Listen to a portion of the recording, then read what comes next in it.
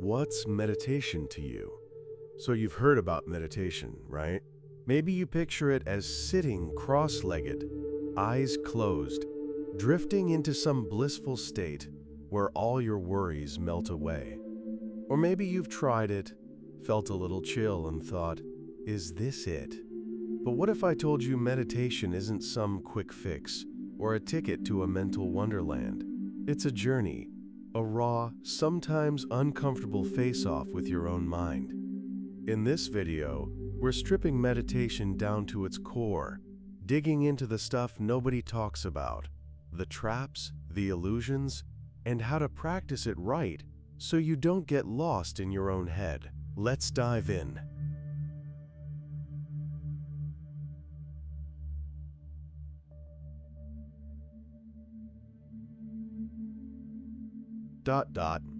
Your mind, a river that never stops. Your mind's like a river, always flowing, always moving, whether you're wide awake or dreaming. Even in your deepest sleep, your brain's cooking up images, stories, emotions you can't fully control. Science backs this up. Your brain's always at it, processing through different brain waves. Beta when you're sharp and focused, alpha when you're chilling out, theta when you're in that dreamy, meditative state. When you meditate, you're trying to do something wild. You're asking that river to stop. But forcing your mind to go quiet is like trying to hold back a rushing stream with your bare hands. You're going to get swept away if you don't know what you're doing. Meditation isn't about fighting the flow. It's about standing on the bank, watching it go by without getting pulled in.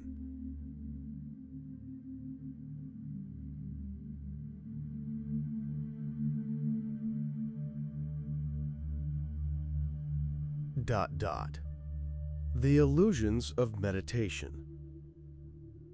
Plenty of folks start meditating expecting to hit some ultimate zen, like they're gonna float off into a cloud of pure bliss. And when they feel light, dreamy, or even a little high, they think, whoa, I'm enlightened. Slow down, friend, that's not enlightenment. That's just your body doing its thing. When you sit still, focus on your breath, your parasympathetic nervous system kicks in, pumping out dopamine and serotonin, those feel-good chemicals you get from a great jazz tune or a warm coffee on a cold morning. But that buzz isn't the point of meditation. If you chase it, you're turning meditation into a quick hit of happy, not a tool to really get yourself. Then there's the bigger trap, thinking you've cracked the code to the universe. Some people, after a few sessions, feel like they've unlocked some deep cosmic truth. But here's the deal. That's just your brain rewiring for a bit. The prefrontal cortex, the part handling logic and planning, dials down, while areas tied to emotions and intuition light up. It feels profound, but it's not some grand awakening. It's just a shift in how your brain's processing.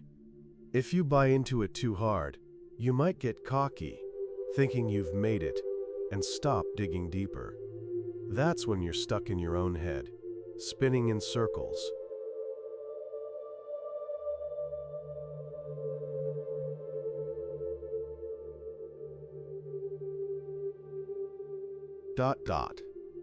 The mental traps of meditation. Meditation isn't all calm vibes and soft music. Sometimes, it's like opening a door to the darker corners of your mind. When you tune out the noise of the world, all the buried stuff, fears, old memories, suppressed emotions, starts bubbling up. Picture this. You're walking through a quiet forest, and suddenly you hear a rustle in the bushes. Your heart races. Your mind goes into overdrive. That's what it can feel like when meditation brings up the stuff you've been ignoring. Some people feel anxious, panicked, or even disconnected from reality. They might feel like they're falling into a bottomless pit or losing touch with who they are. That's not a sign you're ascending. It's your brain's wiring shifting. If you meditate the wrong way or push too hard, you can overstimulate the amygdala, the part of your brain that handles fear and emotions. That can lead to anxiety, paranoia, or even mental fog. It's why some folks walk away from meditation feeling more unsettled than when they started.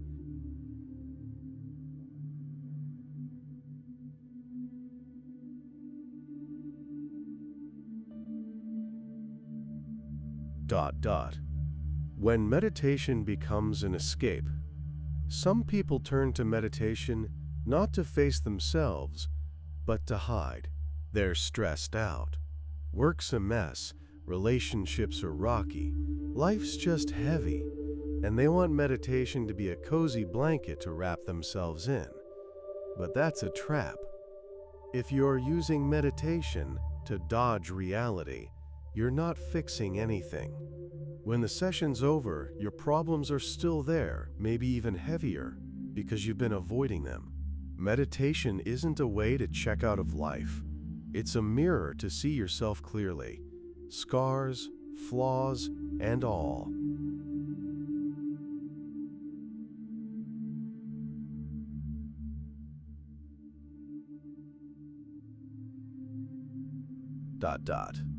What meditation really is.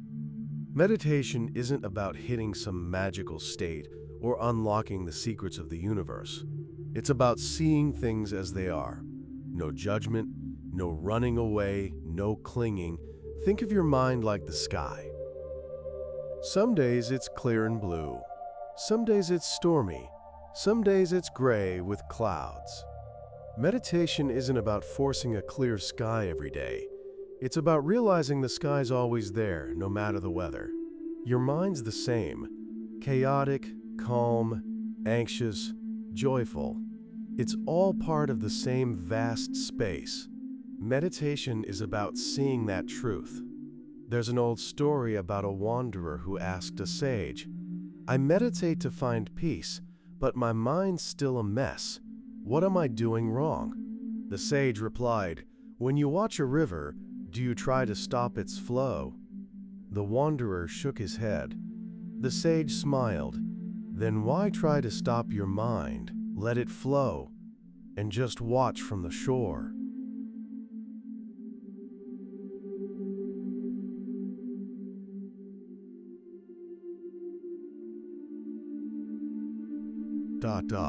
Practicing meditation the right way. Real meditation isn't about forcing your mind to shut up. It's about learning to watch it. You don't need to sit cross-legged or burn incense. Meditation can happen when you're walking through a park, feeling each step on the ground. It can happen when you're washing dishes, noticing the water on your skin. It's about bringing awareness to every moment of your life. Start by accepting that thoughts are normal. Don't fight them. When a thought pops up, notice it like a leaf floating down a stream. Then let it drift away. Don't judge it. Don't chase it. If you feel anxious, watch the anxiety. If you feel happy, watch the happiness. Everything's part of the flow. Try meditating in motion. If sitting still feels tough, go for a slow walk. Focus on your breath. Feel your body move. If your mind's racing, anchor it by noticing your breath. Not controlling it, just feeling it. Most importantly, don't expect instant results. Meditation's a long game, like training for a marathon. Some days it'll feel easy, others it'll be a struggle. That's okay. Keep showing up, keep watching.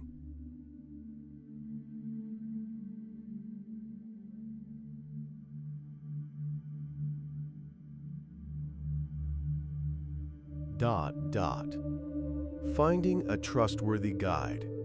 A good teacher can help you navigate meditation's tricky spots, but be careful. There are plenty of so-called gurus out there selling pricey courses with promises of eternal bliss. A real guide doesn't hand you a dream. They point you towards your own path. They don't promise miracles. They help you see clearly. Still, no teacher can do the work for you.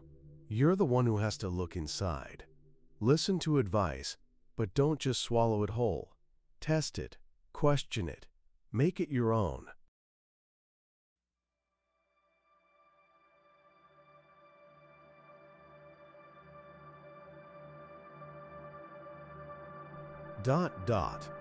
Breaking free from the cycle of seeking. We're always chasing something. Peace, enlightenment, some deeper meaning. But that chase is the biggest roadblock. Meditation isn't about getting somewhere or becoming someone else. It's about realizing you're already here, that the stillness you're looking for is already inside you, just buried under the noise of your mind. When you stop chasing, you see there's nothing to find.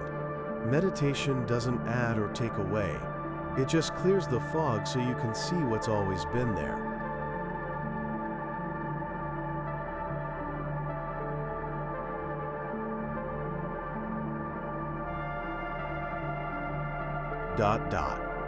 Closing.